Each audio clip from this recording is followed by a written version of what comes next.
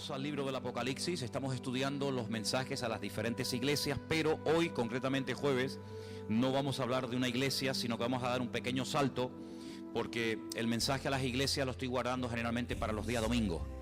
Hemos hablado de la iglesia de Éfeso, cuyo problema era que habían dejado su primer amor, ¿vale? El domingo pasado hablamos de la iglesia, ¿cuál era? Esmirna. ¿Cuál era el problema de la iglesia de Esmirna fundamentalmente? No tenía realmente un problema. Lo que la iglesia iba a ser perseguida, iba a ser tratada, iba a entrar en un tiempo de prueba. Dice, tendréis prueba o persecución por 10 días. Hay números, no todos, cuidado, pero hay algunos números en la Biblia que significan algo más que simplemente un número. Por ejemplo, el número 10. El número 10 en la Biblia siempre es varios. En vez de utilizar la palabra varios, se emplea el número 10. Si vais a tener varios días o varios meses o varios años de prueba. Entonces el número 10 en la Biblia es varios. Así como el 40 es muchos. Y así como el 7 o el 70 es el número completo, el número perfecto, pues el número 10 es el número de decir, vais a tener un periodo de tiempo no determinado de pruebas. Eso era lo que necesitaba escuchar la iglesia de Esmirna, una iglesia que estaba en un lugar estratégico, en un lugar importante. El próximo domingo, Dios mediante, estudiaremos una iglesia que llevo toda la semana leyendo y es muy interesante. Es la iglesia de Pérgamo. De ahí viene la palabra pergamino. Los pergaminos vienen de Pérgamo. Y es una iglesia muy interesante con otros problemas, otras dificultades, porque las iglesias del Apocalipsis no solamente eran iglesias que en aquel momento lógicamente existían, por eso se les mandaba un mensaje, sino que además las iglesias son representativas de las distintas situaciones por las cuales puede pasar en un momento determinado una iglesia. A lo largo de la vida, desde que conocemos al Señor hasta que vamos a su presencia, no todas las pruebas por las cuales vamos a pasar serán siempre iguales. Pasaremos por todo tipo de dificultades. Santiago dice en la carta que él escribe en el capítulo 1, tened por sumo gozo cuando os halléis en diversas pruebas. Diversas pruebas. Y esa expresión diversas pruebas o diferentes pruebas hace referencia a los distintos pelajes de los animales. Hay animales de capa marrón, marrón con blanco y negro, negro y blanco, etcétera. Entonces él habla acerca de que hay diferentes pruebas, pruebas familiares, pruebas físicas, pruebas económicas, en fin. Entonces dice que la actitud, sea cual sea la prueba, sea cual sea la dificultad, es siempre tener gozo. ¿Por qué? Porque cuando se pierde el gozo, y lo vamos a ver en este retiro, en estos días, vamos a hablar un poco de ello, se pierde fortaleza espiritual. Uno dice, fortaleceos en el Señor, dice la Biblia. ¿Y cómo me fortalezco? ¿Dónde compro fortaleza? ¿Cómo puedo ser una persona fuerte en el Señor? Bueno, hay un versículo que dice, ustedes lo conocen, el gozo del Señor es nuestra fortaleza. ¿Qué factor juega el gozo en la vida de una iglesia? Muchísimo. ¿Qué factor juega el gozo en la vida de un matrimonio? Muchísimo. ¿Qué factor juega el gozo en mi relación con el Señor? Bueno, pues es vital. Si el gozo del Señor es mi fortaleza, si le doy la vuelta al texto, cuando no tengo gozo no tengo fortaleza. Entonces, amigos, lo que tenemos que estar es fuertes, como dice la Biblia, contra las acechanzas del diablo. Así que las iglesias del Apocalipsis son iglesias que existían en aquel momento, pero además también representan formas diferentes estrategias que el diablo iba a utilizar a lo largo de la historia contra el pueblo de Dios. En algunas iglesias había problemas de persecución, en otras iglesias problemas de divisiones internas, en otras iglesias había problemas de doctrina, en la iglesia había problemas de liderazgo, etcétera, etcétera, etcétera. Pero también vemos diferentes formas como Dios puede tratar a la iglesia, diferentes estrategias que utiliza el Señor para llevarnos por el buen camino. A veces utiliza un sistema, a veces utiliza otro, y tenemos que saber movernos en todos los ambientes por los cuales el Señor permita que atravesemos. Esta es una de los objetivos de este retiro. Vamos a ver diferentes pasajes, aparte del que ustedes han tenido que leer y estudiar. Vamos a ver cómo el Señor llevó al pueblo de Israel por diferentes situaciones. Y los guiaba el Señor. No es que se equivocaban, no es que el diablo tomaba ocasión, no, era el Señor. Él levantaba el campamento cuando la nube se movía, ¿verdad? Cuando la nube se movía, ellos entendían que era el momento de entrar en otra etapa. Era el momento de ir a otro lugar. Claro, hay momentos en los que están en un lugar precioso, que la verdad, sinceramente, no daban ganas de irse. Y cuando llegaban al otro digamos, lugar o al otro campamento, decía, bueno, ¿y para qué nos trajo el Señor aquí? Si allí teníamos agua, teníamos comida, allí estábamos tranquilos, teníamos sombra, y aquí nos estamos muriendo de sed. Pero ¿quién los llevó a ese lugar? El Señor. Entonces hay diferentes etapas, diferentes lugares por donde el Señor los fue llevando. Algunos calculan, no se ponen de acuerdo, pero he llegado a leer incluso que 70 paradas hicieron desde que salieron de Egipto hasta que llegaron a la tierra prometida. 70 lugares diferentes, ¿eh? Fíjate la cantidad de circunstancias. En algunos lugares no había problemas con el agua, pero había una rebeldía interior en el pueblo tremendo. En otro lugar no había rebeldía, pero había falta de agua, etcétera, etcétera, ¿no? Entonces las iglesias del Apocalipsis también son una especie de radiografía de las iglesias o de la iglesia y también del creyente. No siempre uno está igual, ¿eh? No siempre está uno al mismo nivel. ¿Por qué? Porque hay varios factores. Factores externos, factores internos. A veces hay factores de tipo espiritual. Vamos a ver que, por ejemplo, hay iglesias donde el Señor le decía, yo sé que ustedes viven, yo sé que la congregación está donde Satanás ha puesto su trono. Eso no se lo dijo nunca el Señor a la iglesia de Corinto. Fíjate tú los problemas que había en Corinto como para que encima Corinto fuera el trono de Satanás, pero no lo era. Sin embargo, vamos a ver en este estudio del Apocalipsis de las 7 iglesias que hay momentos en los que el Señor dice, lo que está ocurriendo en ese lugar, las pruebas, las dificultades, las luchas, se debe a que la atmósfera, el ambiente espiritual de este lugar es completamente diferente al ambiente espiritual de otro lugar. Eso nos pasa, por ejemplo, estamos aquí en Santa Cruz, cogemos el coche, la guagua o el tranvía o lo que sea, nos vamos a la laguna, estamos dentro de la misma isla, pero allí a lo mejor hay 2 o 3 grados menos de temperatura que en Santa Cruz. O nos vamos, por ejemplo, por la zona de los rodeos y nos encontramos que hay niebla, hay lluvia. Claro, una persona que vive allí, que se levanta por la mañana, que abre la ventana y ve lluvia, viento y frío, dice, uy, qué día más malo. Pero él no sabe que unos pocos kilómetros en otra dirección hay gente que ese día está diciendo, qué día tan bonito tenemos, ¿eh? Qué día de playa. ¿En qué quedamos? ¿Está el día malo o está el día bueno? Depende de dónde estés. Si subes al Teide, a lo mejor te encuentras un día totalmente despejado, pero cuando bajas ese mar de nubes, que todos conocemos, ¿verdad?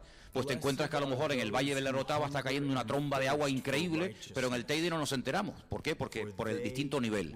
Exactamente igual nos puede ocurrir a nosotros. Depende del nivel espiritual en el que tú te encuentres en este momento. Las pruebas van a ir por un lado o las pruebas van a ir a otro. Alguien dijo, yo lo he dicho también aquí varias ocasiones, que las pruebas son proporcionales a nuestro nivel de madurez. Hay pruebas que hoy por hoy podemos soportar, que si nos hubieran pasado en otro momento de la vida nos matan. Hay pruebas que el Señor manda a ciertas y determinadas personas según su nivel de madurez. ¿Se acuerdan cuando yo les decía que, por ejemplo, jamás el Señor le pidió a David que sacrificara a uno de sus hijos? ¿Se acuerdan que os comenté eso una vez? ¿Por qué el Señor nunca le pidió eso a David? Porque David probablemente nunca lo hubiera hecho, porque la gran debilidad de David fueron sus hijos. De hecho, era un hombre que ganaba todas las batallas fuera de casa, pero dentro las perdió todas. Sus hijos eran un desastre y jamás se supo poner en su sitio como rey y como padre, y así terminó su familia y sus hijos. Sin embargo, el Señor le decía, vete a hacer guerra contra los filisteos, y vamos, aún no había terminado la palabra y ya se había lanzado a la guerra y había cortado 200 cabezas, porque las pruebas que el Señor le mandó y permitió que David pasara eran pruebas diseñadas específicamente para David. Porque también lo dije en una ocasión cuando hablamos de este tema, que las pruebas que tú pasas son preparadas específicamente de parte del Señor para ti. Las pruebas que yo paso, si tú las tuvieras que pasar, pues a lo mejor no te servirían o te matarían o viceversa. Pero mira cómo el Señor le pidió a Abraham, sacrifícame a tu hijo primogénito, al que amas, y lo enfatizó, al que amas, no al que echaste, al que amas. Y Abraham no dudó. Abraham se levantó bien temprano en la mañana y se pegó 3 días caminando prácticamente sin parar, desde Beersheba hasta el monte Moriah, en Jerusalén. Y él no cuestionó a Dios, no dijo, ¿y esta prueba que viene? ¿Por qué tengo yo que matar a mi hijo? Tú me lo das y ahora me lo quitas, pero si tú no eres así. Si yo salí de Ur de los Caldeos, donde yo vi cómo sacrificaban a seres humanos. Y yo dejé esa religión, ese paganismo. Y yo sé que tú nunca le has pedido a nadie. Cuando Adán pecó en el jardín del Edén, tú no le dijiste que en cuanto naciera su primer hijo lo matara. Tú siempre has establecido un sistema de animales, pero nunca de seres humanos. Abraham jamás cuestionó al Señor. Pero Abraham nunca tuvo que ir a la guerra, como David. Fue una vez y nada más. Por lo tanto, las pruebas por las cuales pasan las iglesias son pruebas específicamente diseñadas para esas congregaciones, ¿verdad? Y entonces, en el libro del Apocalipsis encontramos cómo el Señor nos va a ayudar a pasar por todo tipo de dificultades. Porque mire, hermano, no importa la iglesia de la cual hablemos. Ahora el domingo, repito, hablaré de la iglesia de Pérgamo. No importa el problema, no importa la situación. En todas las iglesias el Señor revela la situación, descubre el pecado, exhorta y confronta a la congregación con la cruda realidad, pero les da una posibilidad de cambio. Le da la posibilidad de decir, bueno, esto y esto está mal. Esto no va bien. Pero si ustedes corrigen el rumbo, si ustedes se arrepienten, si ustedes vuelven a las primeras obras, si vuelven a la senda antigua, entonces yo les daré del árbol de la vida o tal cual. Es decir, que el Señor pone el dedo en la llaga, dice lo que le está pasando al pueblo, pero al mismo tiempo da la posibilidad de poder cambiar. Y gloria a Dios que nuestro Dios es así. Amén, hermanos. Dios que no viene solamente y dice, oye, que no oras, que no tal, que no sé qué. Sí, bueno, pero ¿y qué hago? Bueno, pues haz esto, esto y esto. Y si lo haces, vendrá la bendición, ¿vale? Pero hoy no vamos, como dije, a hablar de ninguna iglesia. Vamos a irnos al capítulo 7. Porque en el capítulo 7 aparece hay una visión que Juan tiene, que es muy interesante. Y me gustaría que analizáramos un poquito la historia, el pasaje, Apocalipsis 7, del versículo 9 en adelante. ¿Lo tienen, hermanos? Apocalipsis 7, versículo 9 dice: después de esto miré y he aquí una gran multitud, la cual nadie podía contar, de todas las naciones y tribus y pueblos y lenguas, que estaban en el trono y en la presencia del Cordero, vestidos de ropas blancas y con palmas en las manos. Clamaban a gran voz, diciendo: a salvación pertenece a nuestro Dios, que está sentado en el trono y al Cordero. Versículo 11: y todos los ángeles estaban en pie alrededor del trono y de los ancianos y de los 4 seres vivientes, y se postraron sobre sus rostros delante del trono y adoraron a Dios, diciendo: amén. La salvación y la gloria y la sabiduría y la acción de gracias y la honra y el poder y la fortaleza sean a nuestro Dios por los siglos de los siglos. Amén. Escucha esto ahora. Entonces, uno de los ancianos habló diciéndome: estos que están vestidos de ropas blancas, ¿quiénes son? ¿Y de dónde han salido? Interesante, es una doble pregunta. Y yo le dije: Señor, tú lo sabes. Y él me dijo: estos son los que han salido de la gran tribulación y han lavado sus ropas y las han emblanquecido en la sangre del Cordero. Por eso están delante del trono de Dios y le sirven de día y de noche en su templo. Y el que está sentado sobre el trono extenderá su tabernáculo sobre ellos. Ya no tendrán hambre ni sed, ni el sol no caerá más sobre ellos, ni calor alguno, porque el Cordero que está en medio del trono los pastoreará y los guiará a fuentes de aguas de vida, y Dios enjugará toda lágrima de los ojos de ellos. ¿Cuántos dicen amén? Es una historia de verdad muy, muy interesante, porque hace como una especie de inciso, ¿no? Se abre un paréntesis entre lo que viene contando Juan en los primeros capítulos y lo que va a seguir contando en los posteriores, ¿verdad? Pero fijaros qué interesante, en el versículo 9 aparece la misma frase o las mismas palabras que en el capítulo 7, versículo 1. Échale un vistazo. En el capítulo 7, versículo 1, ¿qué dice? Las 3 primeras palabras: después de esto, después de esto. Y en el versículo 9, después de esto. ¿Qué nos está diciendo aquí la palabra? Que hay un orden. Aquí hay una serie de paradas, una serie de etapas, y entonces lo que tenemos que ver es siempre, cuando dice después de esto, uno dice: ¿después de qué? hay que dar marcha atrás y mirar de dónde venimos para saber dónde estamos y para saber a dónde vamos. Eso es muy importante cuando usted lea la Biblia. Cada día en tu relación con el Señor tienes que preguntarte de dónde vengo yo. Le dijo una vez el profeta Natán al rey David: no te olvides nunca de dónde te sacó el Señor. No siempre fuiste rey, no siempre fuiste tan bendecido y tan próspero. Recuerda de dónde te sacó el Señor. Recuerda tus orígenes, tu infancia, tu juventud. Recuerda siempre que eras el despreciado de los hermanos, el que mándalo a cuidar las ovejas. Recuerda de dónde te tomó el Señor. No eras de un linaje real, ni siquiera era de la familia del rey Saúl. Recuerda de dónde te tomó el Señor, de detrás de las ovejas. Entonces, cuando uno lee el capítulo 7, versículo 1, y uno se encuentra la expresión después de esto, pues si es después, tengo que ver lo que hay antes. Entonces, en mi Biblia le doy la vuelta a la página y me doy cuenta que lo que se está contando antes es el desarrollo de lo que se llama aquí los 7 sellos del Apocalipsis, ¿vale? Entonces el capítulo 6 empieza con una visión donde Juan ve a alguien con un rollo, con un pergamino. No eran libros así como los nuestros, era un rollo lacrado con 7 sellos que no se podía abrir, y esos sellos se van abriendo, y cada vez que se desata un sello ocurre una cosa aquí en la tierra. Ahora pueden entender: lo que desatamos allí se desata aquí, lo que atamos aquí se ata allí. Entonces, cuando se desatan esos sellos, se expresa lo que va a pasar en la tierra a través de un caballo y de una persona que lo monta, pero que van cambiando tanto el jinete como el caballo.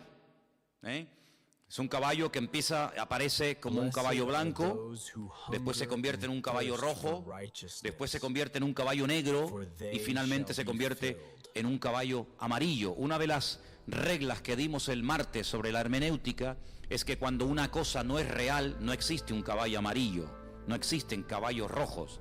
Entonces, ¿que me está contando una mentira? No, te está hablando en otro tipo de lenguaje.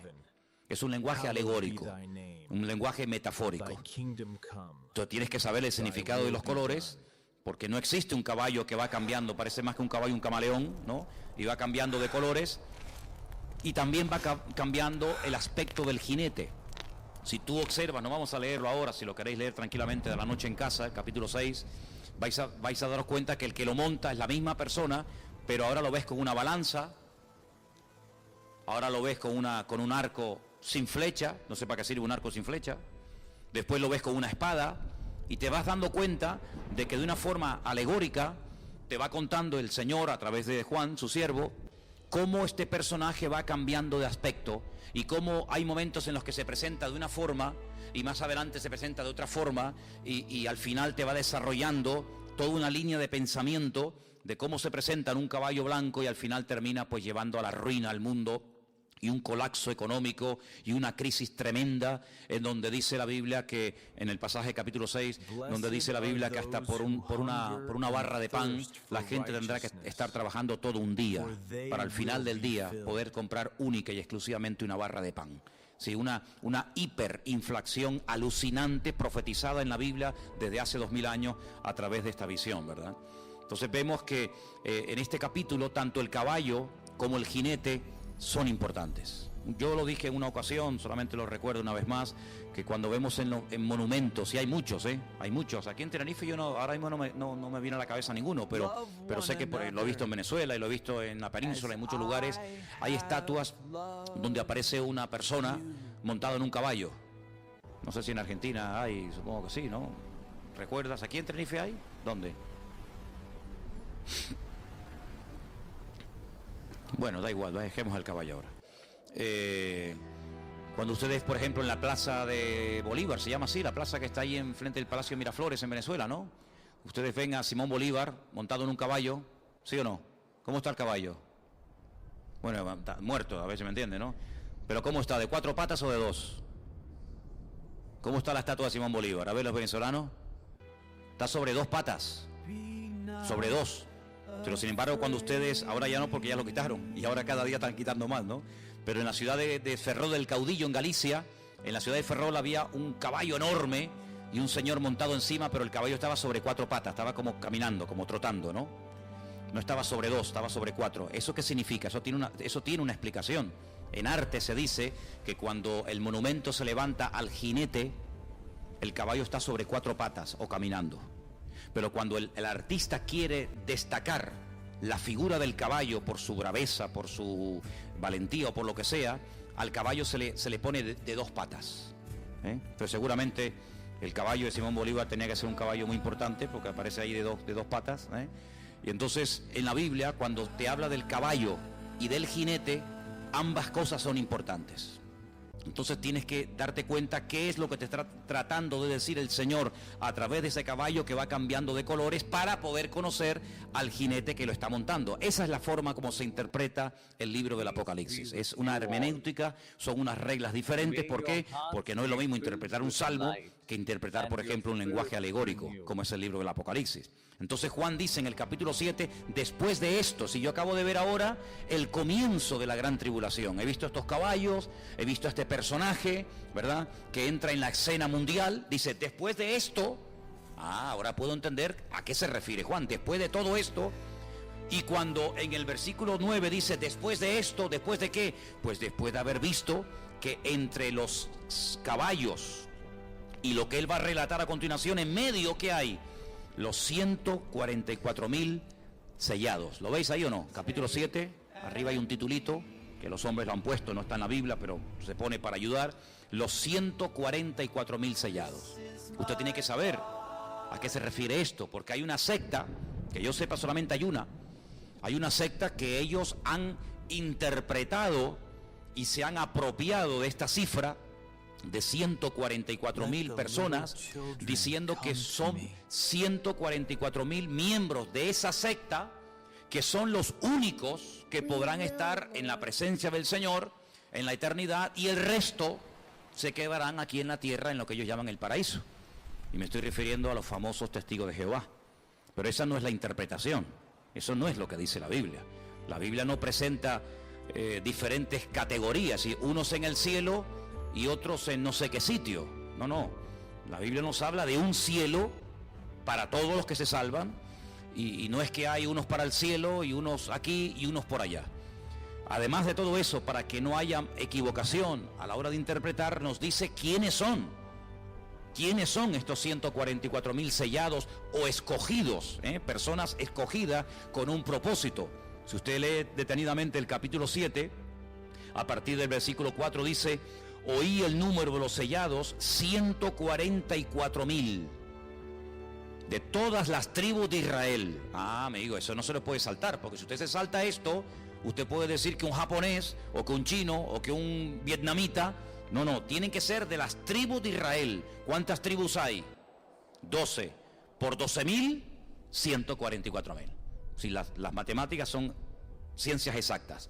Si escoge de las 12 tribus a 12.000 personas, eso quiere decir que hay 144.000 personas que van a ser escogidas, aquí dice selladas, pero póngale escogidos, llamados, apartados, con un propósito específico. Ahora, esto no es nuevo. Yo les voy a llevar a un versículo, vamos a leerlo rápidamente, si no quiere yo se lo leo. En Ezequiel capítulo 9, versículo 4, Ezequiel capítulo 9, versículo 4, dice así: me dijo el Señor, pasa por en medio de la ciudad, por en medio de Jerusalén, y ponles una señal en la frente a los hombres que gimen y que claman a causa de las abominaciones que se hacen en medio de ella. Es decir, el profeta Ezequiel, ya antes de Cristo, tiene una visión donde él ve que el Señor elige, marca, sella a una serie de personas y dice que le pone como una marca en la frente, que no tiene que ser necesariamente una marca visible, a ver si me entienden, ¿vale? Porque lo que el ojo humano no ve, el Señor lo conoce. 144.000 personas, dice el Señor, que eran los que verdaderamente gemían, clamaban y tenían una carga por la ciudad de Jerusalén y por lo que estaba a punto de suceder. Bueno, pues en el Nuevo Testamento encontramos ya una cifra concreta: 144.000 judíos de la tribu, como dice aquí, de Judá, de Rubén, de Aser, de Neftalí, de Manasés, de Simeón, de Leví, de Isaacar, de Zabulón, de José y de Benjamín. Total 144.000 personas. Y ahora uno dice, bueno, ¿y estas personas qué hacen? ¿Estas personas qué función tienen? Ahora podemos leer con conocimiento de causa el versículo 9.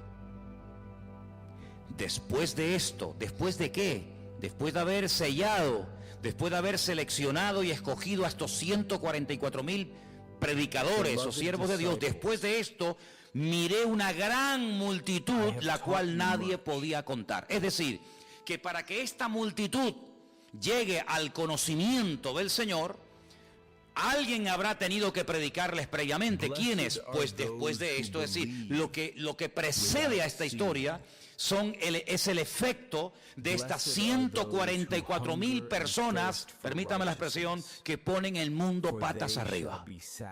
Y ahora uno dice, cuando en el versículo 9 dice que como efecto, como resultado del ministerio, vamos a decirlo así, de estos 144.000 personas, una multitud enorme, y dice que la forman de todas las naciones, de todas las tribus, pueblos y lenguas que estaban delante de la presencia del Señor.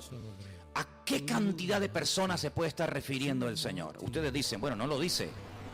Bueno, pero para eso está la hermenéutica.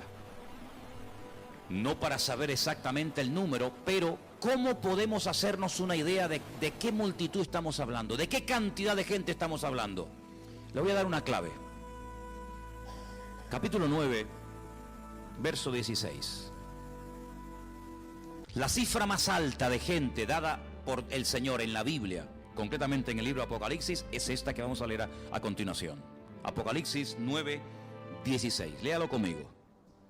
Y el número de los ejércitos de los jinetes era 200 millones.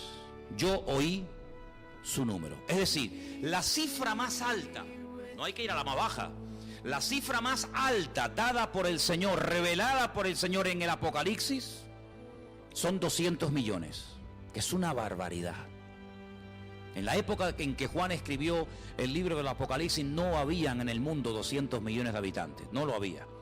Cuando él escucha aquella cifra, que para nosotros hoy en día decir 200 millones, bueno, son mucha gente, a veces me entiende, pero que hay países que tienen mucho más que 200 millones, Estados Unidos, la India, China, Rusia, etcétera. En aquellos tiempos 200 millones era una barbaridad. No había 200 millones en el planeta Tierra. Por eso él se queda como diciendo, no, es que yo lo oí, para que si en algún momento le dijeran, oye, tú oíste bien, seguro que eran 200 millones, ¿verdad? Si la cifra que nos da el Señor son 200 millones, y ahora en el capítulo 7, verso 9, dice que hay una multitud que no se puede contar, por una fácil regla de 3, llegamos a la conclusión de que esta multitud tenía que ser más de 200 millones de personas. ¿Lo veis o no? Si el Señor dice 200 millones de personas en el capítulo 9 y ahora dice en el capítulo 7, esta multitud de personas no se puede contar, estamos hablando de una cifra superior, no inferior, de una cifra superior a más de 200 millones de personas.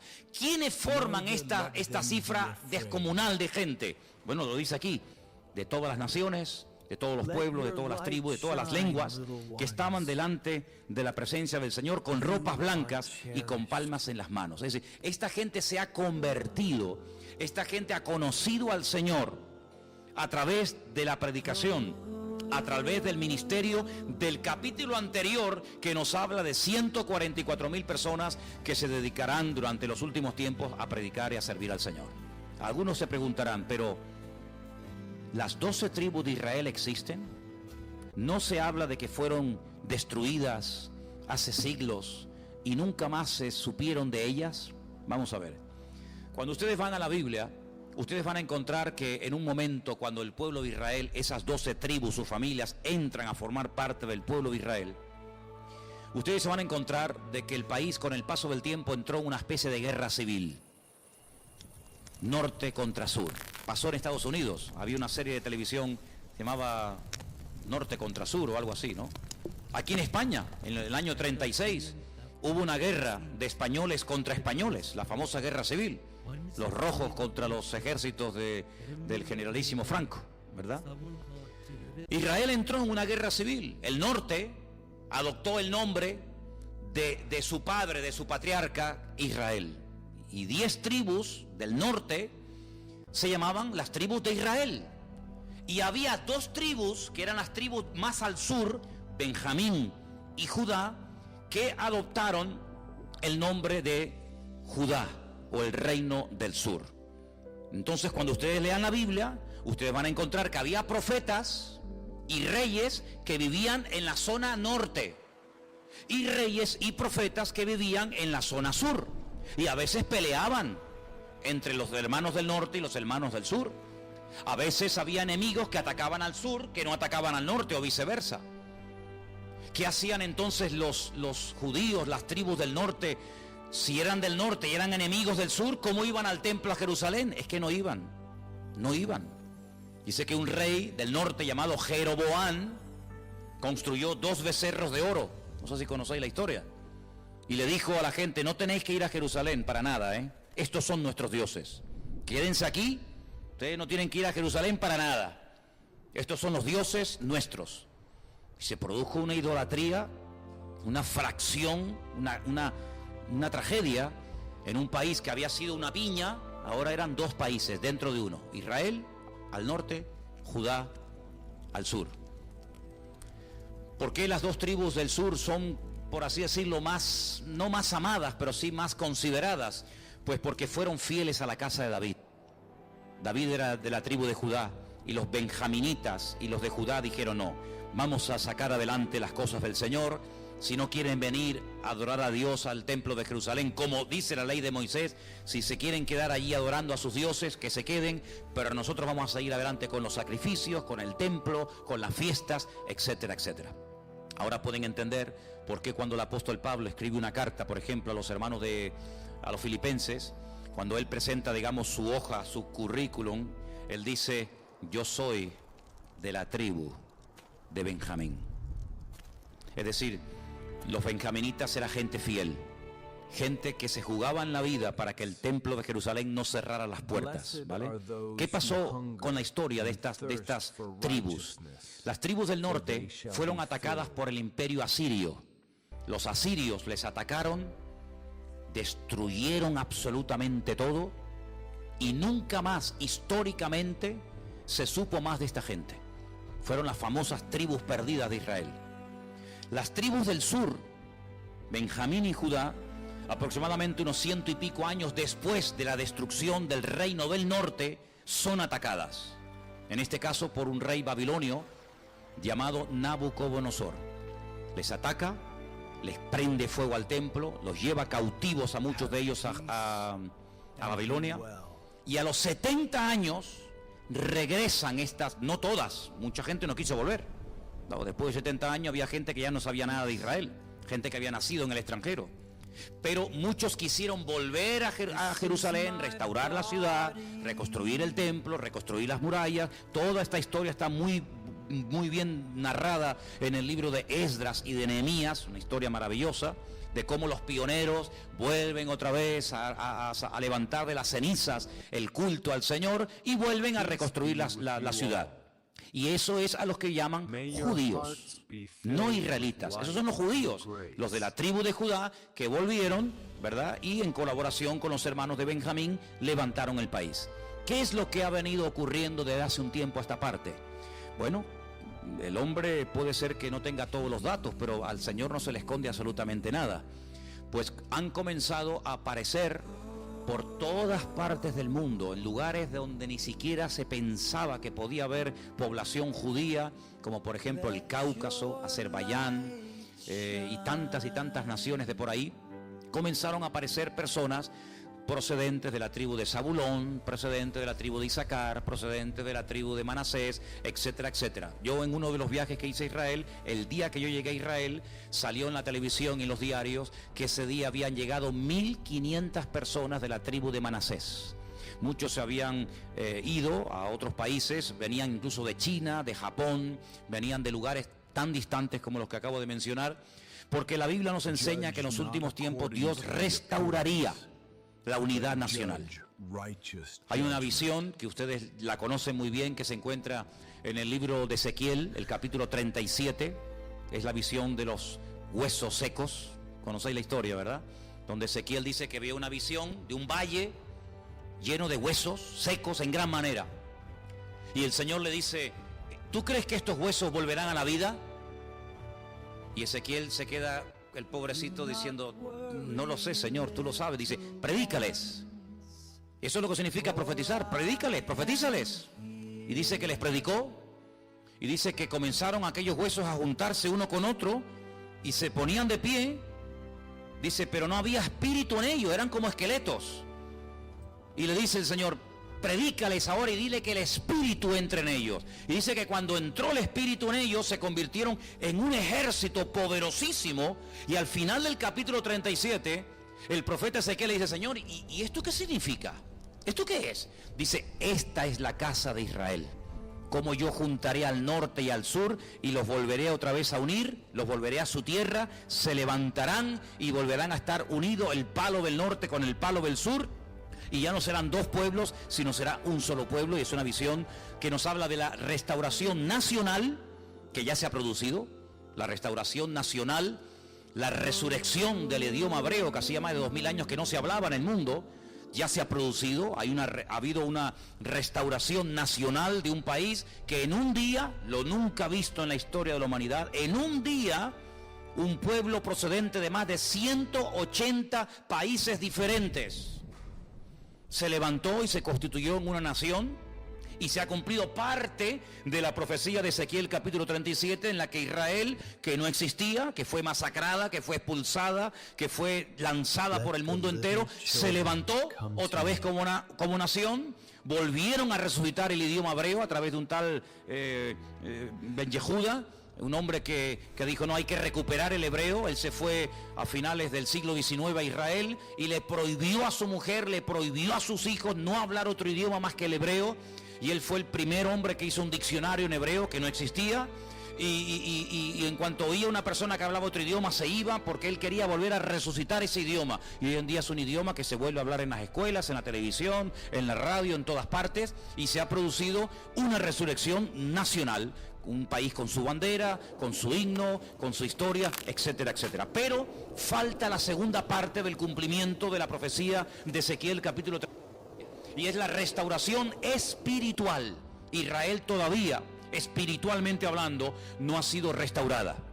En Israel hay miles y miles de ateos, miles de todo tipo de depravaciones habidas y por haber, como en cualquier otro país. Pero la Biblia nos enseña que en los últimos tiempos Dios iba a restaurar no solamente la vida nacional, política de ese país, sino la vida espiritual, hasta el punto que de todas las naciones de la tierra tendrían que ir a Jerusalén una vez al año para celebrar junto con el pueblo de Israel, según Zacarías capítulo 14, la fiesta de los tabernáculos, y allí adorar al Rey, el Señor de los ejércitos de toda la tierra. Eso aún no se ha producido.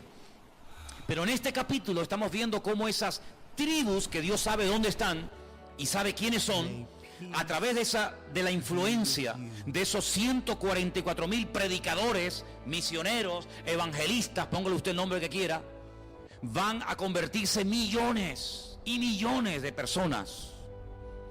Hermanos, cuando el apóstol Pablo se convirtió, y era uno de la tribu de Benjamín,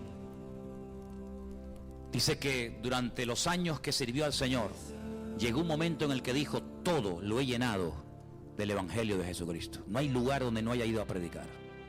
Y era uno solo.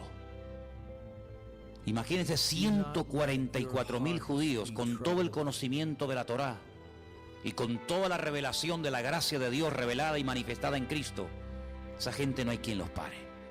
Y la influencia tremenda es que millones y millones de personas de todas partes del mundo llegan al conocimiento de la verdad.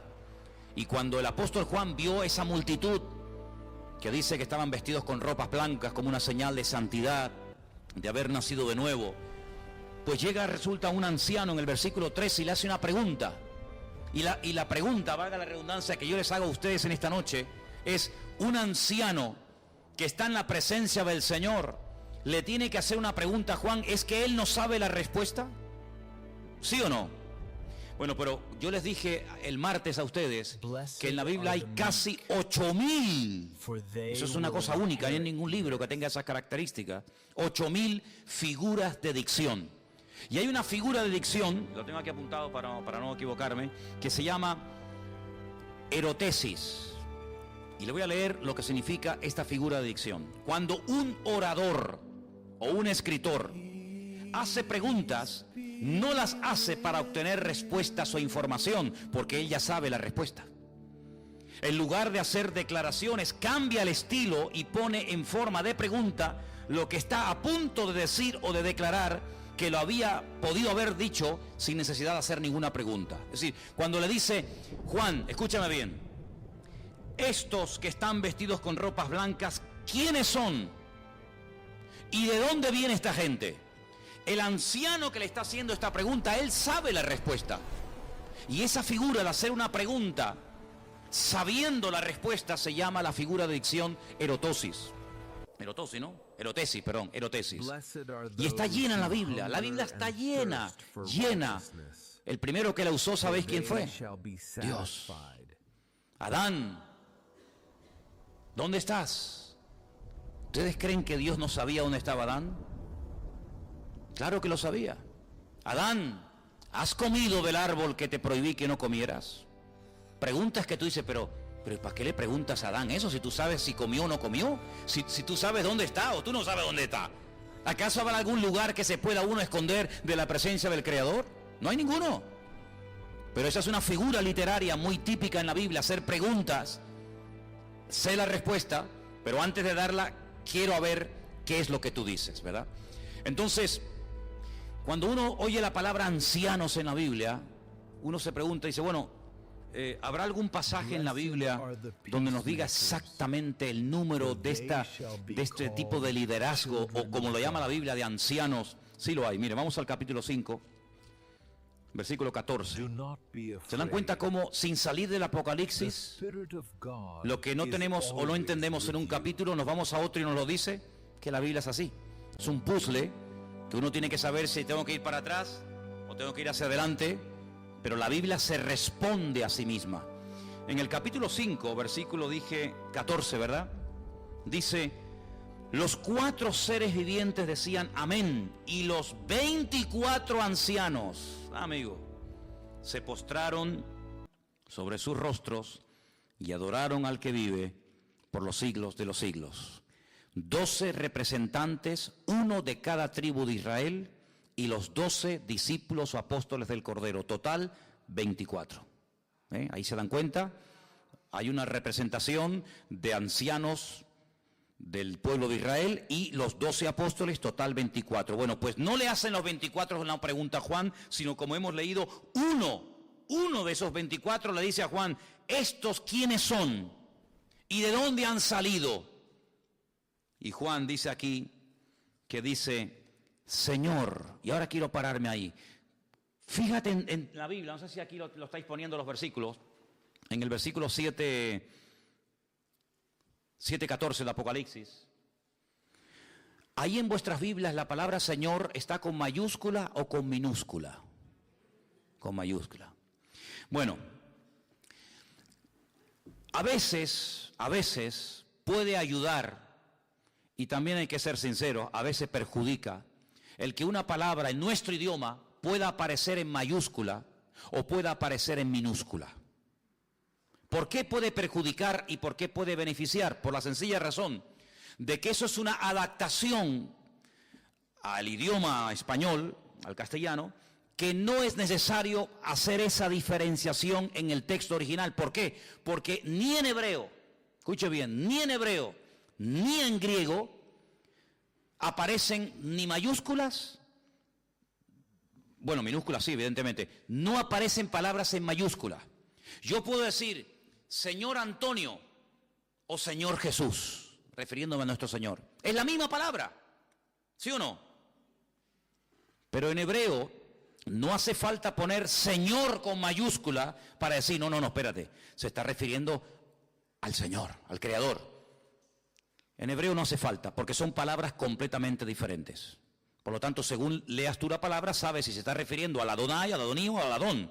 ¿Sabes a quién se está refiriendo? Si es al señor Juan, al señor Pérez o al señor creador del universo. Por lo tanto, en este momento, yo les hago una pregunta para que ustedes vean cómo a veces hay algunas cosas que se hicieron en la traducción o en la adaptación del texto original al castellano que en este caso perjudica. Porque le vuelvo a preguntar a usted, ¿quién le está hablando al apóstol Juan? ¿El Señor o quién? Le está preguntando un anciano. ¿Cuántos ancianos hay? 24. Y uno de ellos le dice, Juan, estos que están vestidos de ropas blancas, ¿quiénes son esta gente? ¿Y de dónde han salido? Le está preguntando un anciano. ¿No hubiera sido lo más correcto hablarle en términos, digamos, humanos? ¿Por qué aparece en el versículo 14 la palabra y yo le dije, Señor, y aparece en mayúscula? Está tratando al anciano como si fuera Dios. ¿Os dais cuenta, sí o no?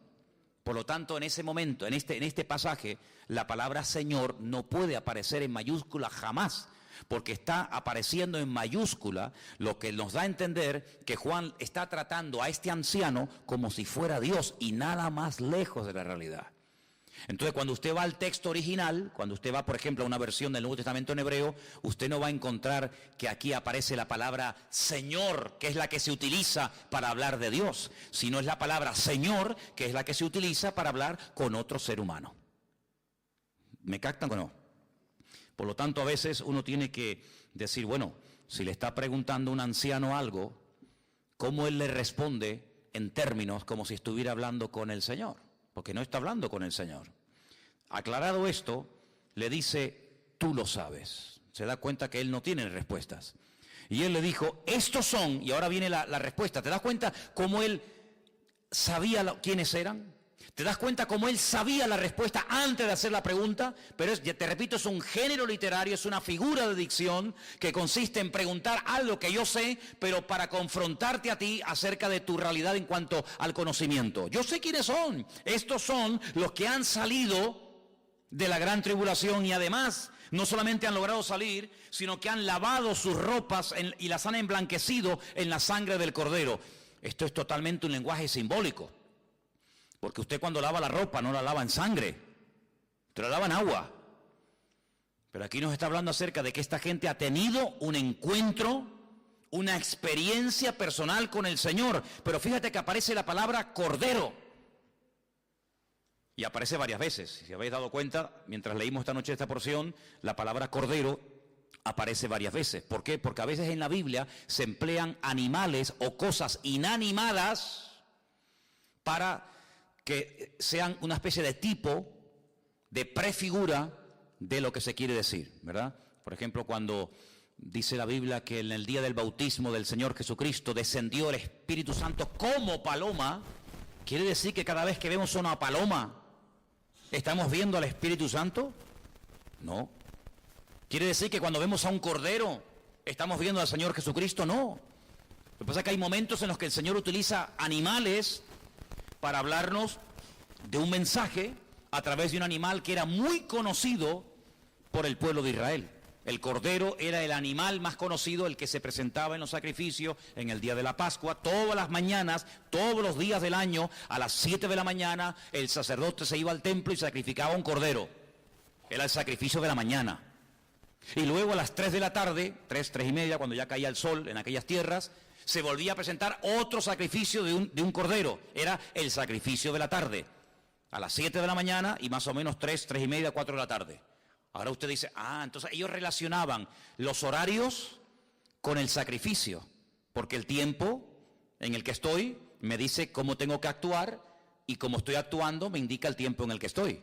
Ahora usted puede entender que los evangelistas, los que escribieron los evangelios, dicen, él fue sacrificado a la mañana, haciendo referencia de que Cristo fue crucificado aproximadamente alrededor de las 7 de la mañana. Y aproximadamente como a las 3:30, 4 de la tarde, el Señor Jesucristo ya había muerto. Y fue cuando se hace un terremoto tremendo, y usted puede ver cómo juegan con números, cómo juegan con animales, cómo juegan con la meteorología, porque en aquel tiempo, pues era la forma como se hablaba, ¿no? Señor Jesucristo, hay momentos en los que incluso emplea plantas. Y él dice, ¿cómo es posible que ustedes vean una higuera y sepan si falta mucho o poco para el verano? El otro día salí por ahí a dar una vuelta con Elena y vimos algunas higueras, están como muertas, ¿sí o no? Sin hojas, secas, parece que están muertas. No, no, no están muertas, están dormidas. Están esperando que llegue el verano. Pero no hacen así, ¡pum! Y de repente, no, sino que dice, cuando su rama está tierna y brotan las hojas, dice, ¿sabéis? ¿No? Está cerca. Todavía no ha llegado, pero está cerca. Dice, ¿cómo es posible que ustedes mirando una planta, cómo es posible que ustedes mirando los árboles, sepan diferenciar en qué estación del año se encuentran y mirándome a mí y oyéndome a mí, no sepan diferenciar en qué tiempo profético nos encontramos?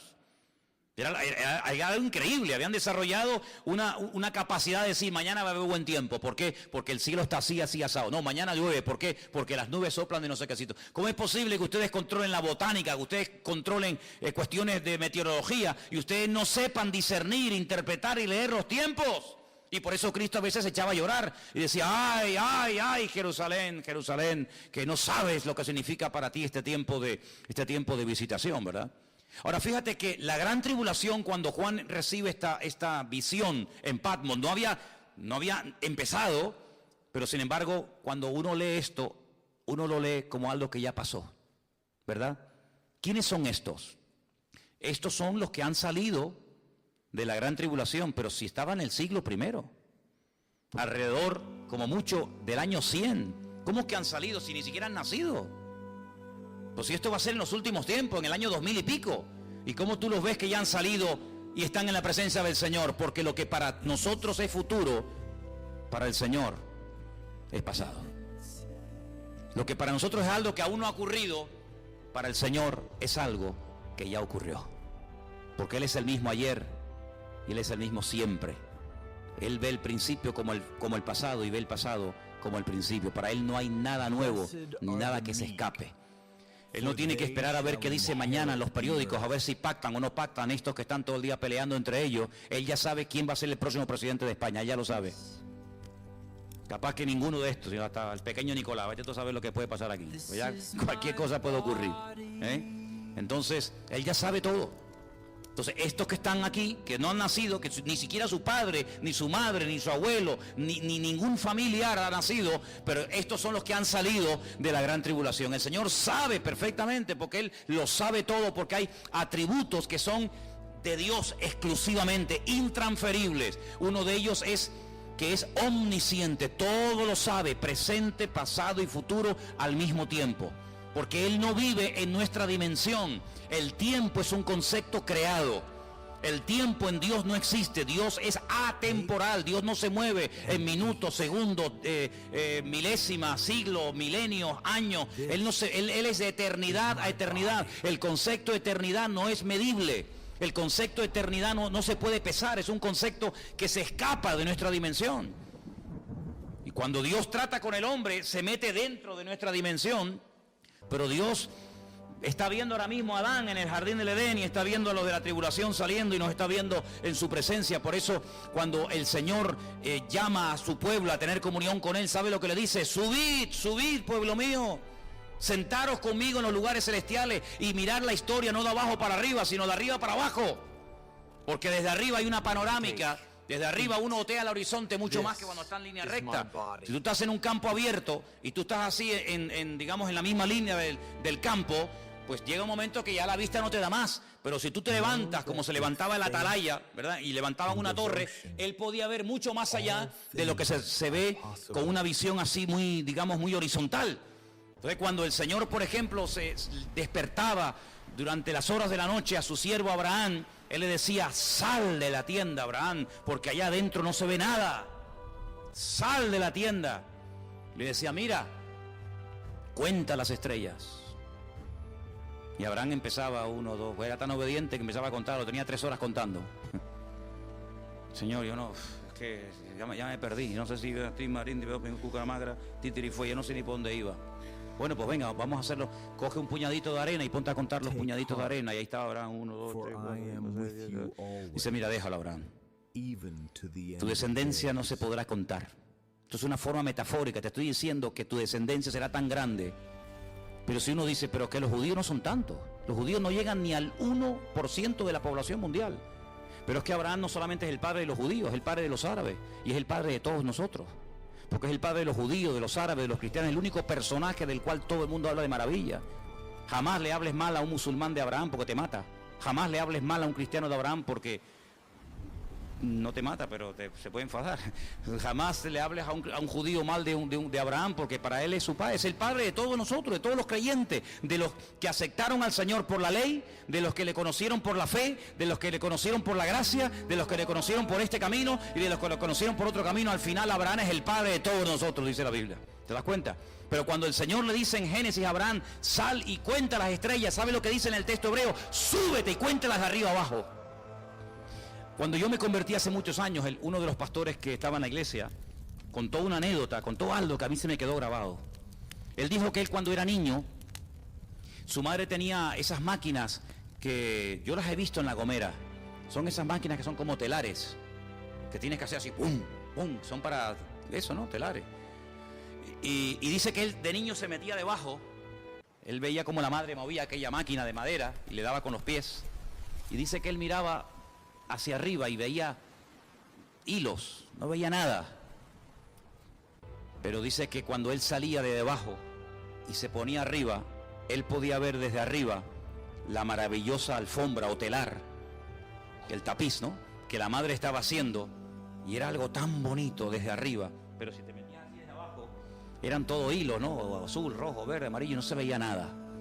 Dicen que hay en Italia, dicen que hay un palacio, hay un castillo, que cuando entras todas las paredes están llenas de dibujos, pero es como una locura, un desorden total.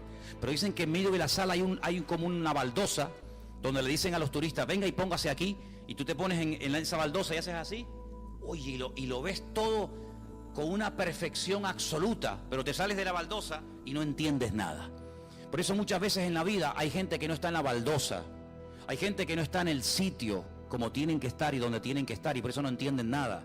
Por eso están, como dice la Biblia, como niños fluctuantes, ¿verdad? Hoy arriba, hoy abajo, ahora voy, no, ya no voy más, ahora creo, ahora no creo nada, ahora qué Dios más bueno tengo y que Dios me trata fatal. Si hay una lucha interior porque no están en el sitio como tienen que estar.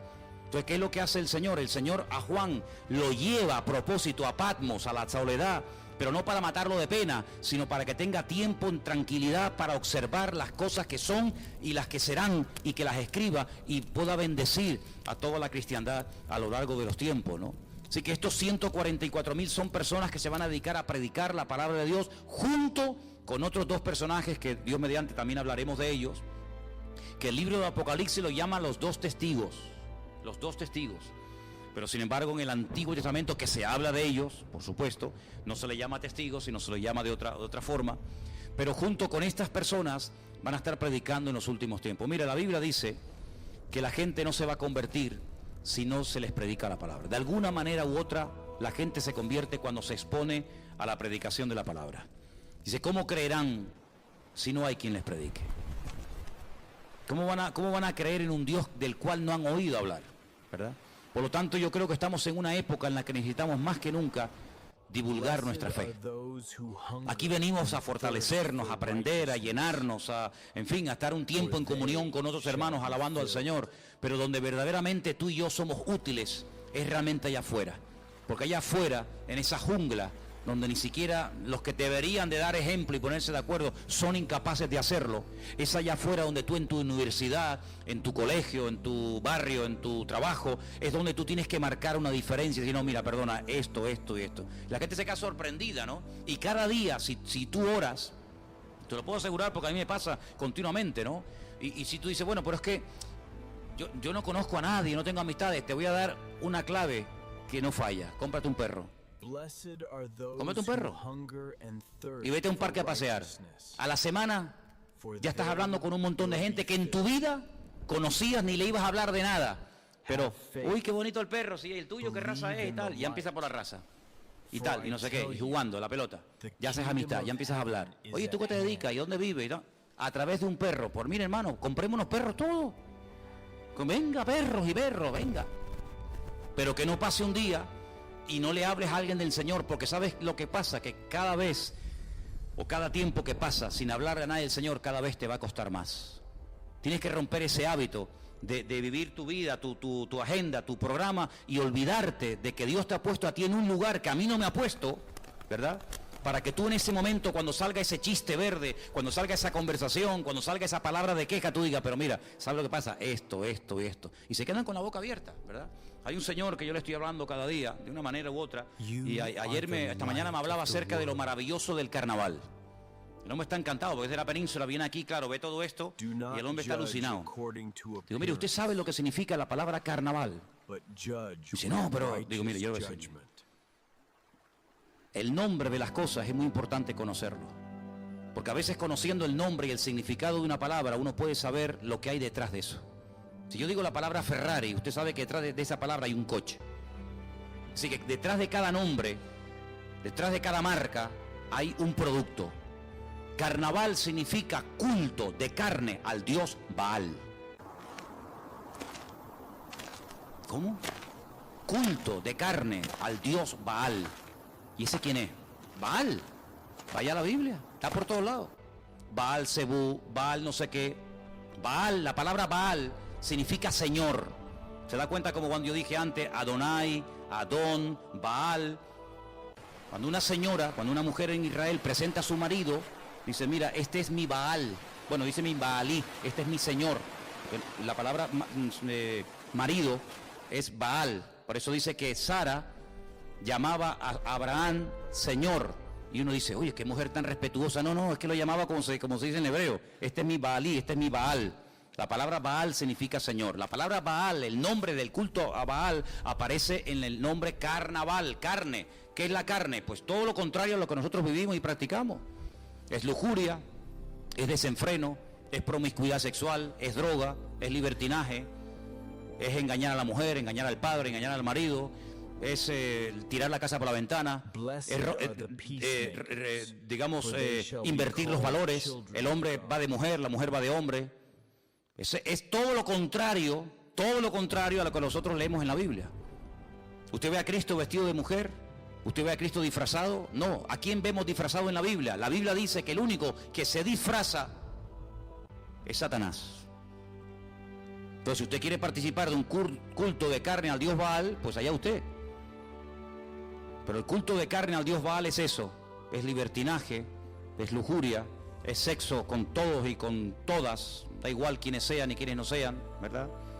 Es llegar a la casa por la mañana borracho, sucio, asqueroso, inmundo, total no pasa nada. Eso es el culto de carne, no es vestirme de Caperucita o de Batman, o vestirme de pollo, o vestirme, sabe Dios, no, es mucho más que eso. Eso es lo que se ve a priori. Ve así, pero detrás de todo eso hay toda una filosofía, hay todo un estilo de vida con el cual yo no participo ni quiero saber absolutamente nada, ¿verdad? Entonces, cuando uno va a la palabra de Dios, uno se encuentra de que el Señor, cuando se revela a tu vida y llega al conocimiento, el conocimiento compromete, amigo. El conocimiento te compromete, la verdad te confronta. La verdad no solamente te hace libre, como hemos dicho 1.000.000 de veces, sino que la verdad te dice, bueno, y ahora que conoces la verdad, ¿ahora qué vas a hacer? No, la verdad te compromete a practicarla, a vivirla, a interiorizarla. Los valores de la verdad, ¿cuáles son? Pues hombre, la santidad, el orden, la prudencia, el recato, la educación, etcétera, etcétera, que es todo lo contrario a lo que se practica y a lo que se enseña durante estos días de desenfreno, de carnaval, donde le estamos dando culto, queriendo o sin querer, me da igual, queriendo o sin querer, se le da culto a un Dios que en la Biblia Baal era el Dios de la promiscuidad sexual, el Dios de los sacrificios humanos, el Dios del libertinaje, el Dios del sexo a la máxima potencia, el Dios de todo lo contrario a lo que Dios quería. El Dios donde la gente perdía el control, donde la gente no estaba por encima del Dios, sino el Dios por encima del hombre, donde el hombre se comportaba como animal en vez de como ser humano racional.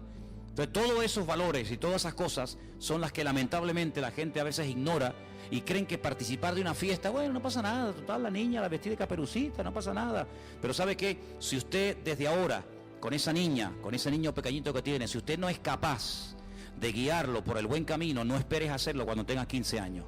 Porque criar a un niño, una niña de 14, 13, 14, 15, 16 años, hoy por hoy en Canarias, en España, no es igual que criar a un niño de 12, 13, 14 años en África. Parece mentira, pero nosotros cuando íbamos a África veíamos allí a los niños de 10, 12 y 15 años con más valores y con más recato y con más educación que muchos de los que aquí dicen que viven en el primer mundo. ¿Por qué?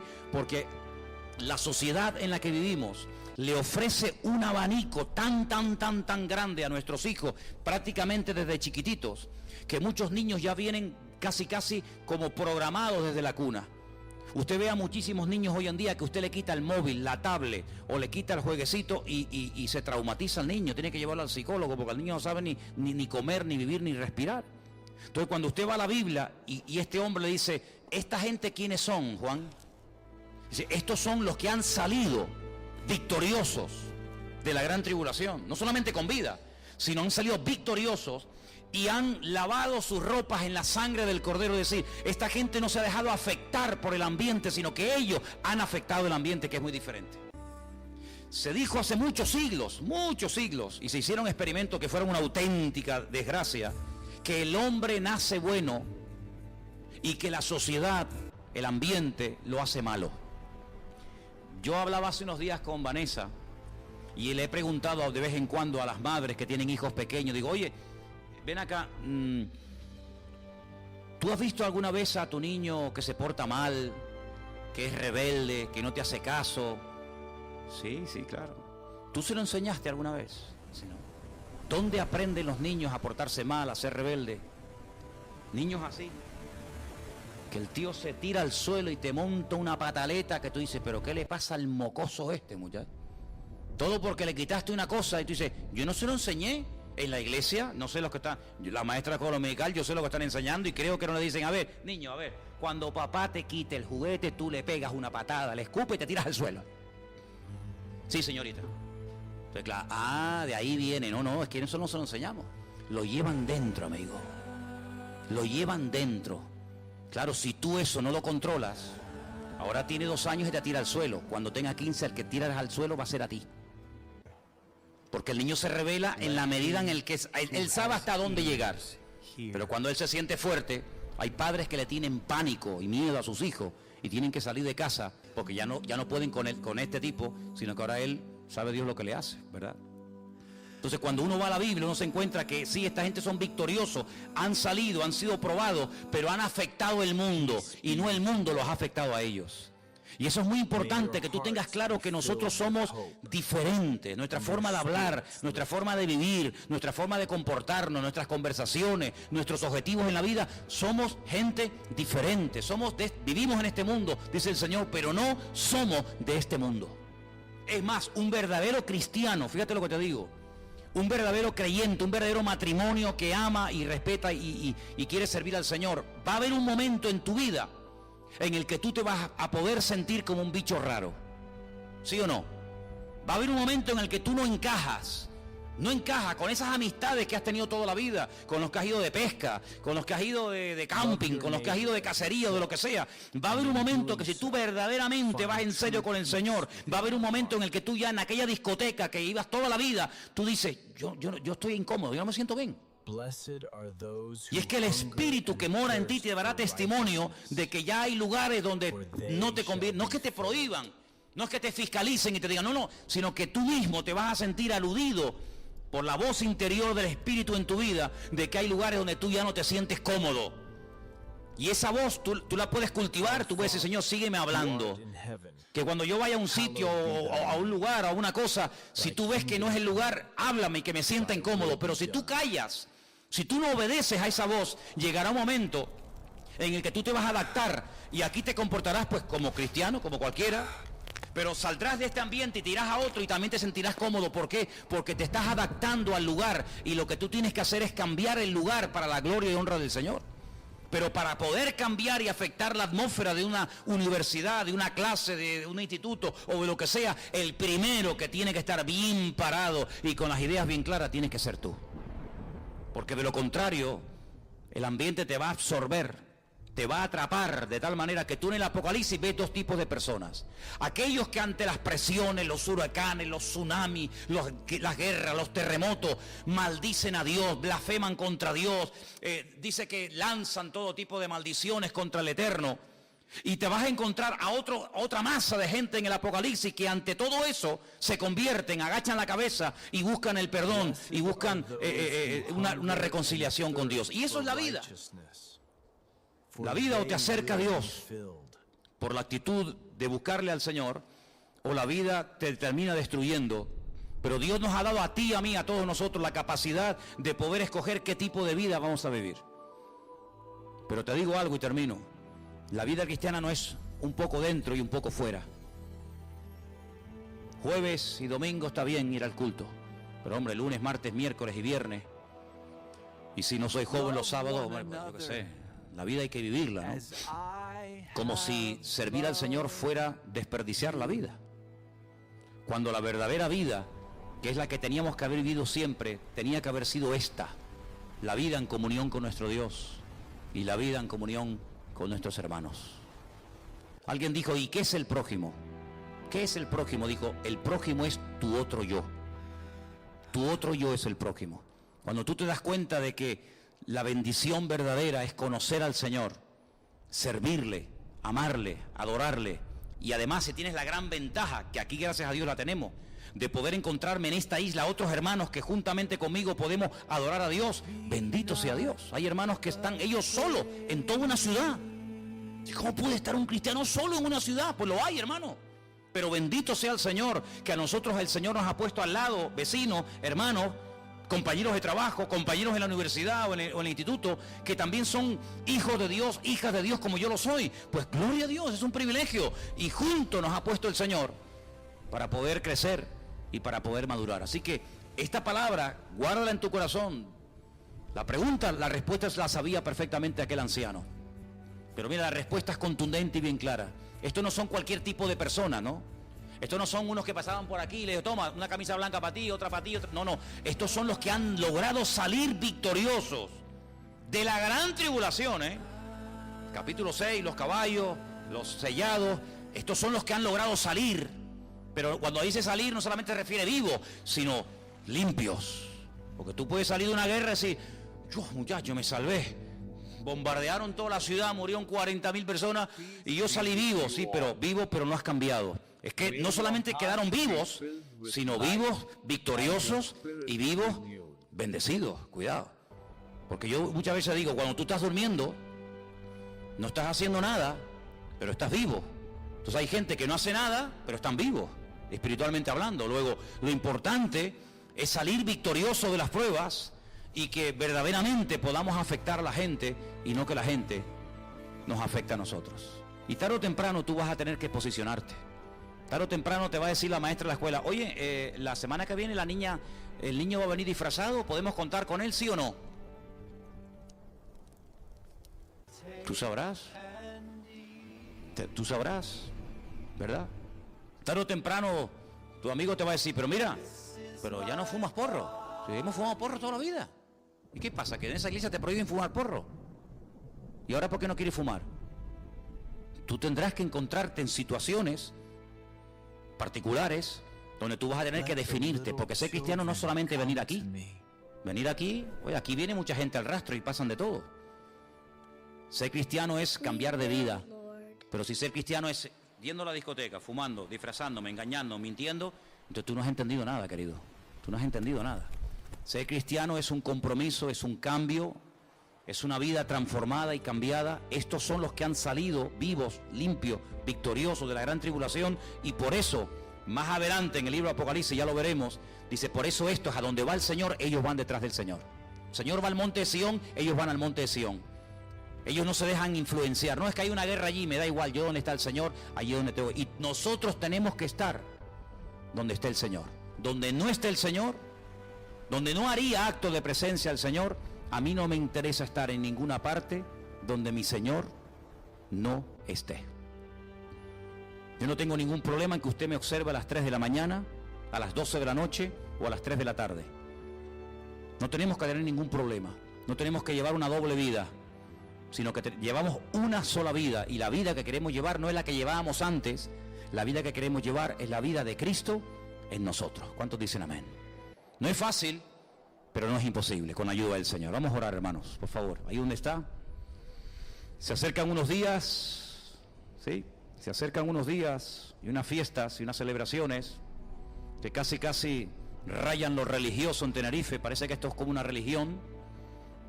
Parece como el que no participa de todo esto es tonto, está, no sé. Pero queridos hermanos, tengamos las ideas claras. Como decía el apóstol Pablo, yo sé en quién he creído. Y yo sé que siempre hay un ojo que me ve y un oído que me oye. Y es mi Señor. Que el mundo va por el camino ancho. Es normal, ya lo dice la Biblia. Es fácil formar parte de la masa que decir, yo no voy por ahí. Que el Señor nos ayude. Señor, te damos gracias en esta tarde por este privilegio que tú nos das, Dios mío, de acercarnos a tu palabra, de creer en ti, de poner en práctica lo que tú nos has enseñado. Te ruego, Señor, en el nombre de Jesús, que tú nos ayudes, y sobre todo te pedimos por este retiro que vamos a tener, que sea un retiro victorioso, un retiro que traiga renovación y refrigerio a nuestras vidas, que sea un tiempo especial y que podamos siempre, Señor, servirte con integridad y con verdadero deseo. Te damos gracias por todo, Dios mío, en esta noche, en el nombre de Jesús. Es decir, así como Jonás estuvo en el vientre del pez 3 días y 3 noches, yo, el Hijo del Hombre, estaré en el vientre de la tierra 3 días y 3 noches. Luego, esa señal no era para nosotros hoy en día, sino era la señal que iba a caracterizar la generación de los tiempos de Cristo. Y la señal de nuestra generación, ¿cuál es? Porque si no es la primera venida, si no es la muerte y la resurrección, ¿cuál es? ¿O cuáles son las señales, las características de nuestra generación? Dice la Biblia que una de las señales será como los días de Noé. ¿Conocéis a Noé? ¿Sabéis de quién hablo? Pobre hombre, ¿eh? 120 años predicando y no ganó ni a uno. Bueno, a sus hijos, a su familia. 120 años diciendo que iba a llover y nadie le creyó. Qué bonito es cuando predicas algo y a la gente le gusta y la gente lo pone en práctica, es precioso. Pero qué terrible tiene que ser predicar y predicar y predicar y predicar y advertir y enseñar y exhortar y que no te hagan ni caso tú. Esa fue una de las características que este pobre hombre tuvo que aguantar. Al final, después de 120 años predicando, solamente entraron 8 personas al arca, 7 con él. Y el Señor dice, en los últimos tiempos, la sociedad será como los días de Noé. Indiferente. ¿Notáis indiferencia en España, hermanos, al Evangelio? ¿En Murcia qué tal? ¿Saben? Cuando llego a un sitio, siempre le pregunto a los hermanos o al pastor que me atiende o lo que sea, ¿cómo va la obra? ¿Cómo está la obra? Siempre hago la misma pregunta. Y la mayoría de las respuestas son generalmente siempre iguales. La gente pasa de todo, hay indiferencia, hay apatía, hay frialdad, hay dureza de corazón. Sí, puedes tomarte un café con ellos, un cortado, pero amigo, en cuanto tocas el tema del Evangelio, se ponen en guardia, ¿sí o no? Es una de las características de los últimos tiempos: frialdad, corrupción, inmoralidad, apostasía, desorden, indiferencia.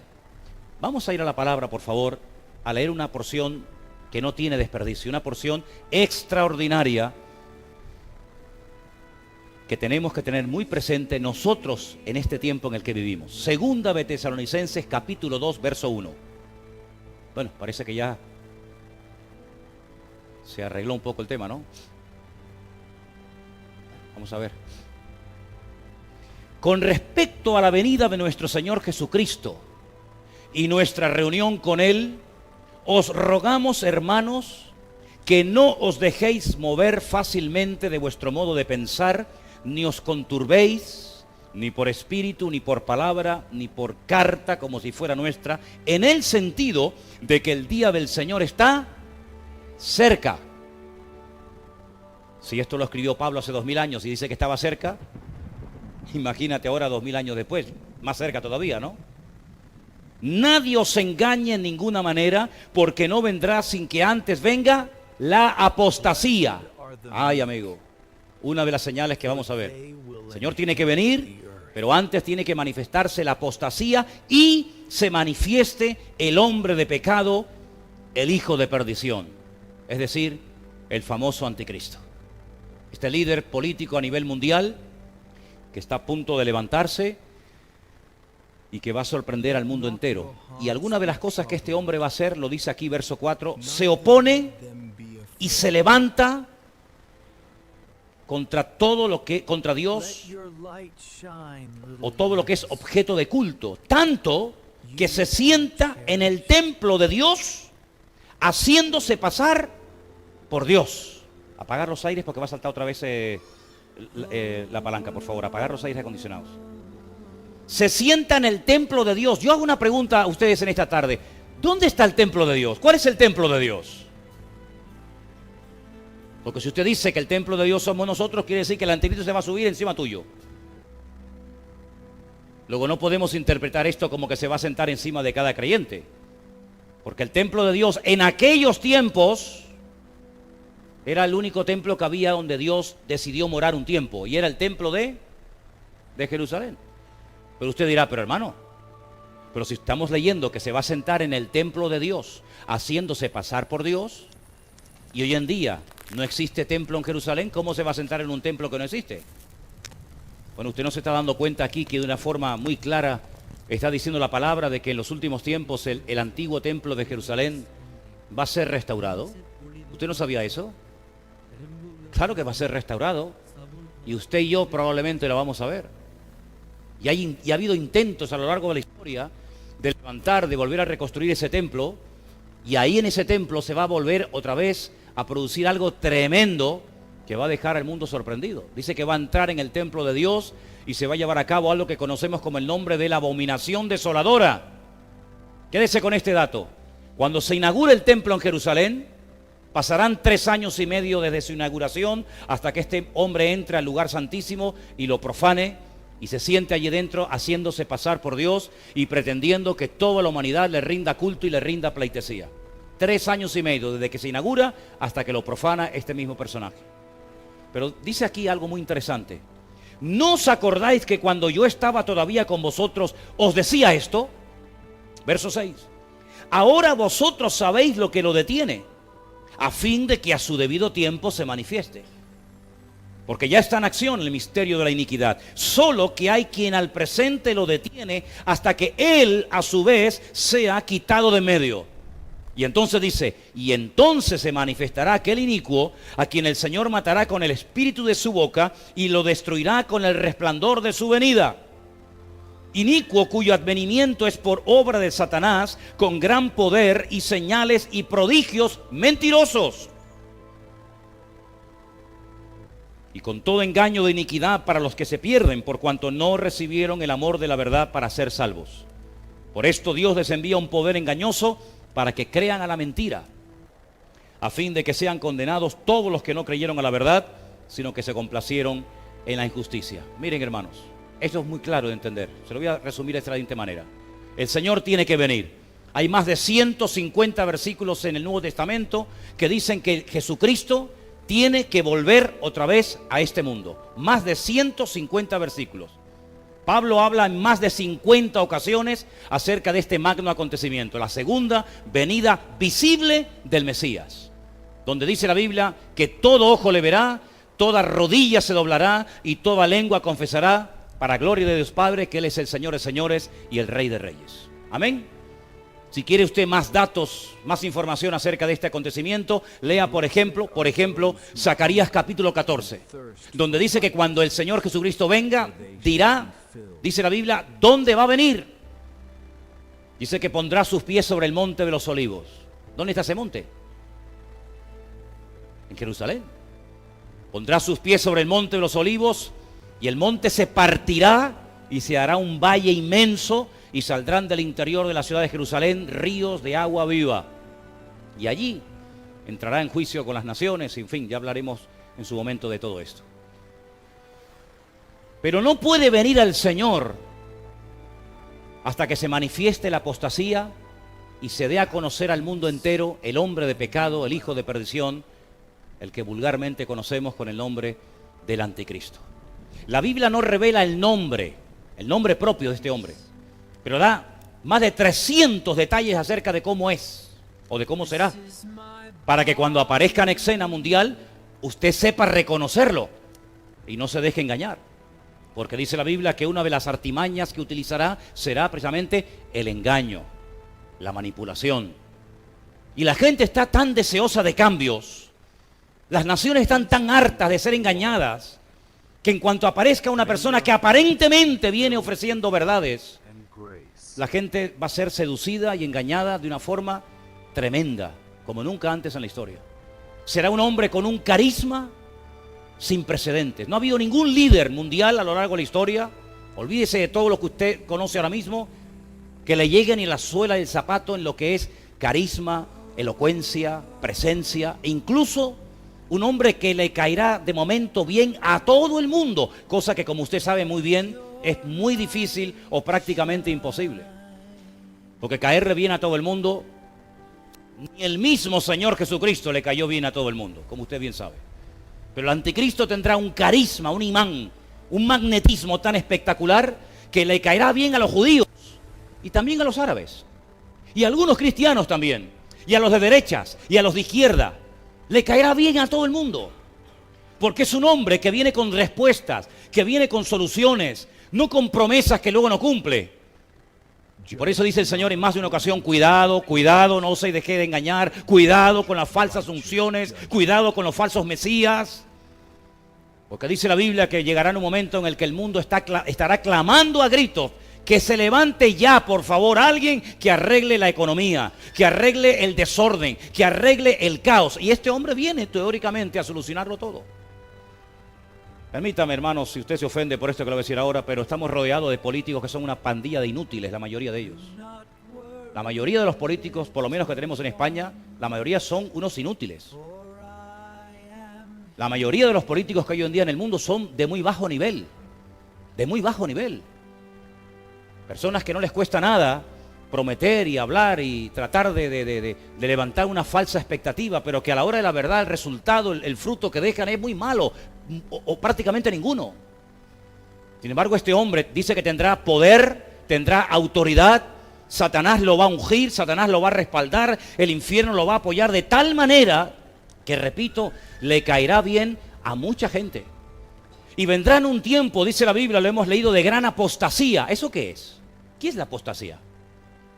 Bueno, la Biblia nos enseña que la apostasía es, en primer lugar, se produce en un ambiente de caos, de desorden, de disturbios, de violencia, de agresividad, pero dice también de enfriamiento. ¿Han leído esa palabra ustedes en la Biblia? Y por haberse multiplicado la maldad, el amor de muchos se enfriará. Por ejemplo, la iglesia de la Odisea, que es la última que se menciona en la lista de 7, dice que es una iglesia rica, una iglesia pudiente, pero una iglesia que tiene una característica que se le vuelve en su contra, y es la tibieza. El Señor Jesucristo dice: no sois ni fríos, no sois ni tibios. Permítame, ¿conocen hermanos así? ¿Conocen creyentes así? ¿Conocen ministerios así? ¿Conocen denominaciones así? Cantidad, hermanos. Vivimos en unos tiempos de una apatía, de una indiferencia. Y el anticristo se levanta precisamente en ese caldo de cultivo, en ese ambiente de frialdad, de indiferencia, de pasotismo. Y viene apoyado y viene avalado y viene, digamos, apuntalado por otro personaje del cual habla mucho la Biblia. Y es el que la Biblia llama el falso profeta. Profeta pero falso. Porque usted sabe que en la Biblia hay verdaderos profetas, pero también hay muchos falsos profetas. ¿Y cuántos falsos profetas se han metido en muchas congregaciones? Y empiezan a endulzar los oídos de la gente y empiezan a profetizarle a la gente lo que en el fondo la gente quiere oír. Y serás importante y tendrás no sé qué, y tendrás un ministerio maravilloso y viajarás por aquí y serás reconocido y tu iglesia no sé qué. ¿Cuántos falsos profetas han hecho desastres en las congregaciones, verdad? Sin santidad, sin poner tu vida en orden, sin buscar de Dios, sin oración. Te ofrecen todo a cambio de nada. ¿Qué te parece? Venga, vamos a recibir unción, vamos a llenarnos del Señor, vamos a gozarnos en el Señor. No importa si vives en desorden, no importa si vives en pecado, no importa si no te hablas con el hermano que está sentado a tu lado, no importa si has humillado a tu mujer hace media hora antes de venir a la iglesia, no importa si no eres una persona espiritual, no importa, el Señor te ama y te quiere bendecir y todo a cambio de nada. Ese es el mensaje que cae bien en las congregaciones. Ese es el mensaje de muchos que se llaman profetas, que vienen a las iglesias y te dan todo, ¿verdad? Vengan, hermanos, vengan adelante, vamos a orar. Ahora levanten la mano y voy a orar, a soplar, o le doy con la chaqueta. Alguna vez se me han preguntado, hermano, ¿por qué hay pastores que cuando oran y le tiran la chaqueta a la gente se cae? Y le digo, porque dentro de la chaqueta tienen una llave inglesa. Y claro, te mete un chaquetazo de esos y caes como una pelota al suelo, ¿no? Es una broma, ¿no? Pero ¿saben una cosa, queridos hermanos? Vivimos en unos tiempos muy peligrosos, muy peligrosos.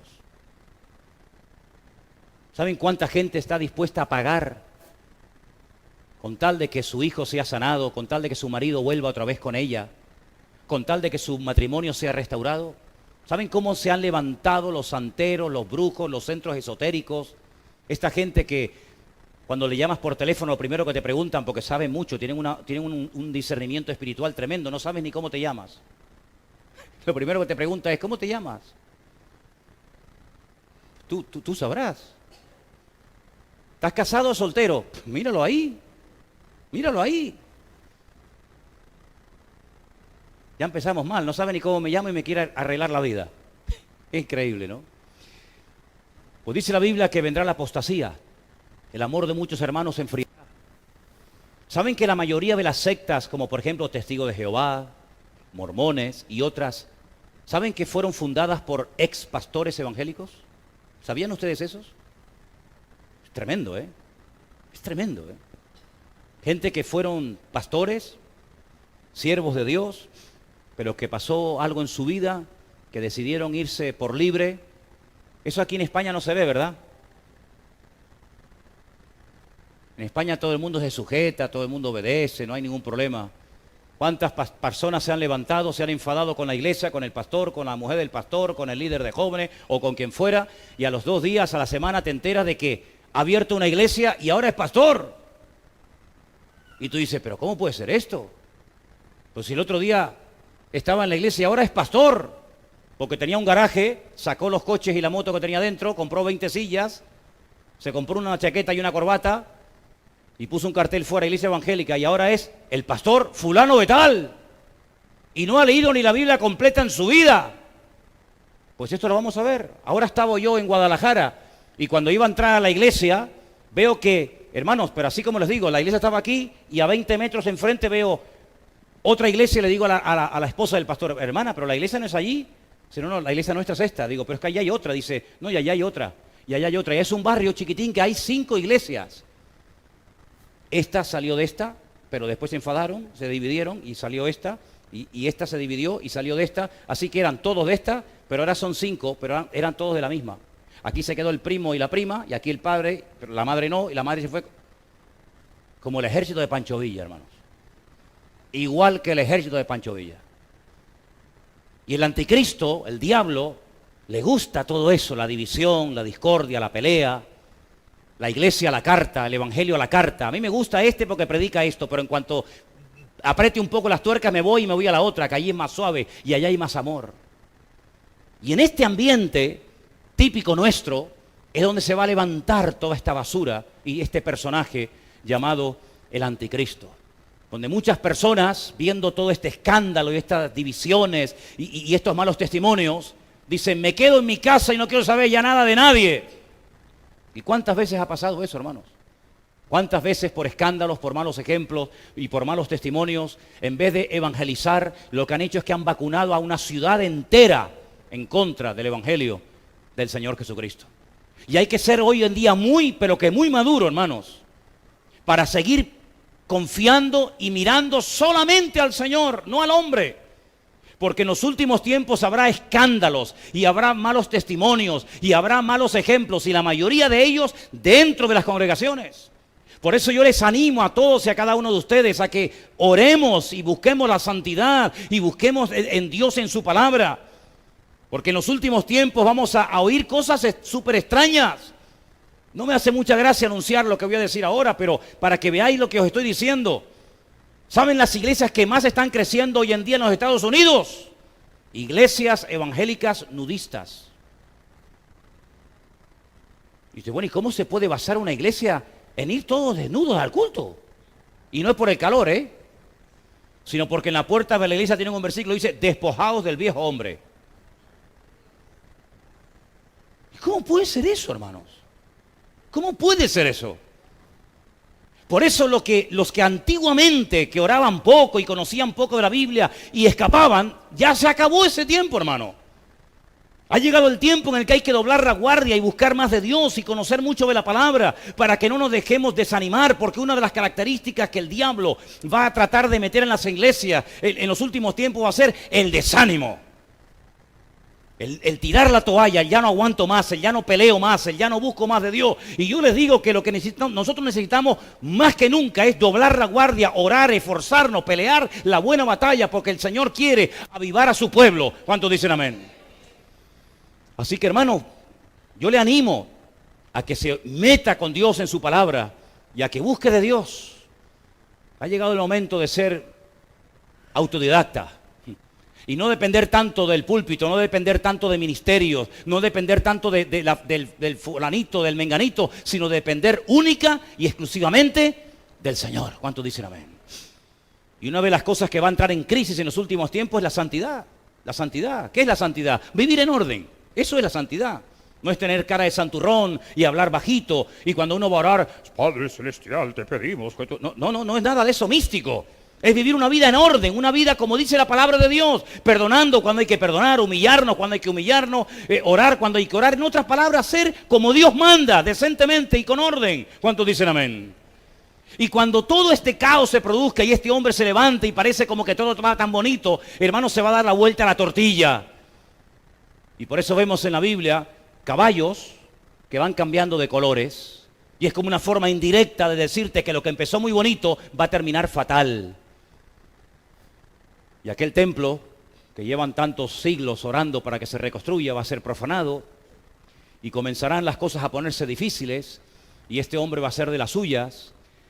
Y entonces nos dice la palabra de Dios, que en aquel tiempo el pueblo que conoce a Dios se esforzará. El pueblo que tiene sus raíces en la palabra de Dios soportará. Y podrán caer por un lado y por otro, pero los que tengamos la mirada y la confianza puesta en el Señor, permaneceremos fieles y firmes hasta la muerte.